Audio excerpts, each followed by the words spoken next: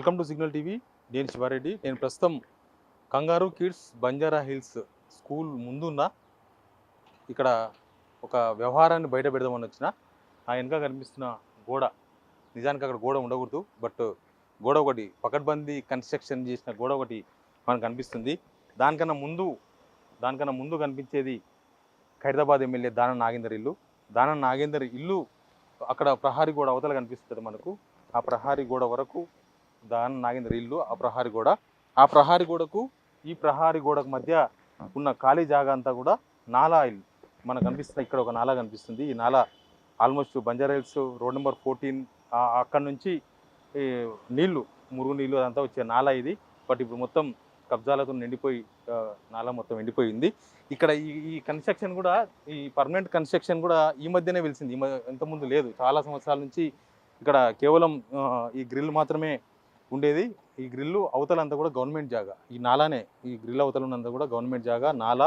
But ఈ మధ్య కాలంలోనే అది కలిపేసుకున్నారా, గవర్నమెంట్ జాగాను కబ్జా చేసుకున్నారా తెలియదు. బట్ ఈ నాలా అయితే ఎండిపోయింది. ఈ నాలకు సంబంధించిన జాగా అంతా కూడా మనం చూడొచ్చు. దాదాపు మెయిన్ రోడ్ నుంచి అక్కడ వరకు లాస్ట్ వెనక మనకు కనుచూపు మేరలో కనిపించే వరకు దాదాపు 400 గజాల పైన ఉండొచ్చు జాగా.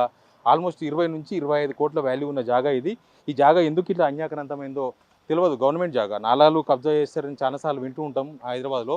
ఇప్పుడైతే మనం ఖైరదాబాద్ ఎమ్మెల్యే దానం నాగేందర్ ఇంటి వెనుక చూస్తున్నాం. అసలు దీనిలో ఏమున్నాయంటే, దీనిలో చాలా వరకు వీళ్ళ ఇంట్లో ఉపయోగించుకునేవి చెట్లు నాటుకున్నారు. తర్వాత జనరేటర్ ఒకటి పెట్టుకున్నారు. తర్వాత ఇంకా లోపల చాలా ఉన్నాయి, ఏసీకి సంబంధించిన సామాన్లు. దీన్ని మొత్తానికి వినియోగంలోకి తీసుకొచ్చుకున్నారు. గవర్నమెంట్ జాగా, నాలా జాగా. ఈ జాగాను అవతలకి యువతలకి యాక్సెస్ కూడా పెట్టుకున్నారు. దానం నాగేందర్ ఇల్లు ఆ పక్క గేట్ కూడా ఉంటుంది. ఆ గేట్ నుంచి యువతలకి దీనిలోకి రావచ్చు. ఈ గేట్ మొత్తం బయట రోడ్డు వైపు ఏమో క్లోజ్ చేసుకుని ఉంది. ఈ జాగా మొత్తం దానం నాగేందర్ ఉపయోగించుకుంటున్నారు.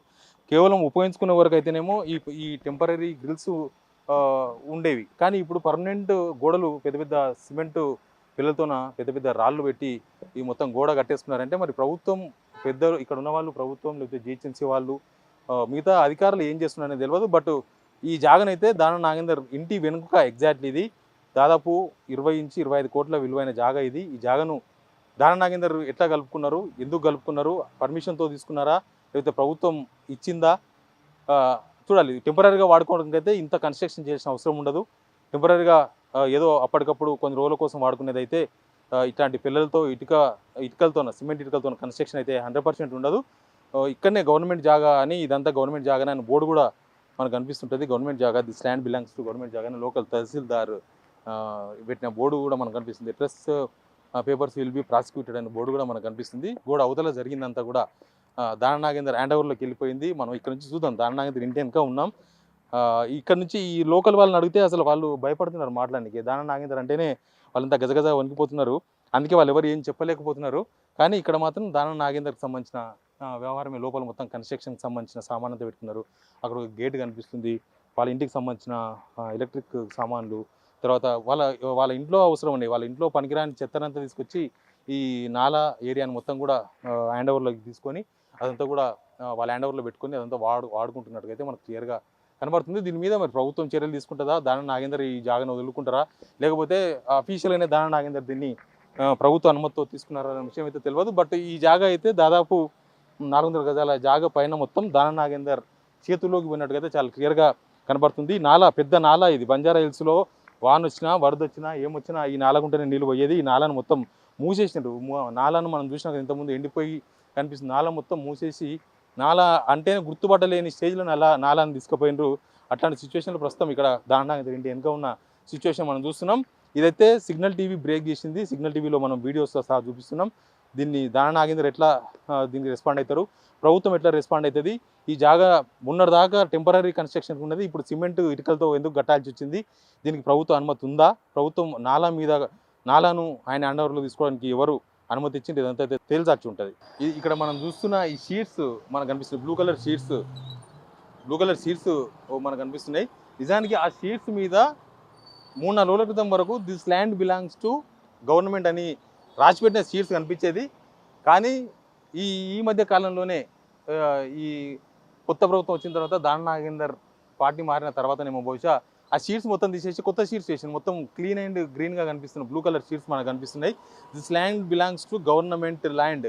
ఈ ల్యాండ్ గవర్నమెంట్ ల్యాండ్, ఇక్కడ ఎవ్వరు దీన్ని కబ్జా చేయకూడదు అని లోకల్ తహసీల్దార్ పెట్టిన బహుశా బోర్డు అక్కడ కనిపిస్తుంది. ఇట్లాంటి రాసిన ఈ ల్యాండ్ కూడా ఆ షీట్స్ మొత్తం తీసేసి మామూలు షీట్స్, ఫ్రెష్ షీట్స్ వేసినట్టే బహుశా ఆ ల్యాండ్ మొత్తం తన హ్యాండ్ ఓవర్లోకి వచ్చిందా లేకపోతే ప్రభుత్వం ఇచ్చిందా విషయం తెలియదు. కానీ ఇక్కడ ఉన్న ఆ గుర్తింపు కూడా పోయింది. ప్రభుత్వ ల్యాండ్ అన్న ఒక దాని మీద రాసి ఉన్న పాత చిత్రం కూడా మనం చూడవచ్చు. తర్వాత ఇది కొత్త బ్లూ కలర్ షీట్స్, కొత్త బ్లూ కలర్ షీట్స్ మీద లేదు, పాత బ్లూ కలర్ షీట్స్ పైన మనకు దిస్ ల్యాండ్ బిలాంగ్స్ టు అని కనిపించేది. మొత్తం ఇక్కడ నుంచి మనం చూసిన ఈ ఈ 20 ఫీట్ ముందర కనిపించేది. కానీ లోపలికి చూస్తే దగ్గర దగ్గర దాదాపు ఒక 600-700 ఫీట్ లోపలికి మనకు పొడవుగా వెనుకకంతా అదే కనిపిస్తుంది. వెనుక కనిపించే బ్లూ షీట్స్ ఉన్నాయి. ఆ బ్లూ షీట్స్లో మొత్తం దానం నాగేందర్ ఇంట్లో పనిచేసే వాళ్ళు, దానం నాగేందర్ కన్స్ట్రక్షన్లో పనిచేసిన కార్మికులు, తర్వాత వాళ్ళ ఇంట్లో పనిచేసే వ్యక్తులు అందరూ కూడా వాళ్ళంతా దానిలో ఉంటున్నారు. ఆ షీట్స్లో వేసిన షెడ్లలో అయితే వాళ్ళంతా ఉంటున్నారు. మొత్తం ఇక్కడ నుంచి స్టార్ట్ చేస్తే అక్కడ దాకా మొత్తం ఈ జాగా అంతా కూడా ప్రస్తుతం ప్రభుత్వ ఆధీనంలో లేనట్టుగా మనకు కనిపిస్తుంది. ప్రభుత్వ ఆధీనంలో లేకపోతే బంజారా హిల్స్ నడిబొడ్డున చాలా కాస్ట్లీ భూమి ఇది.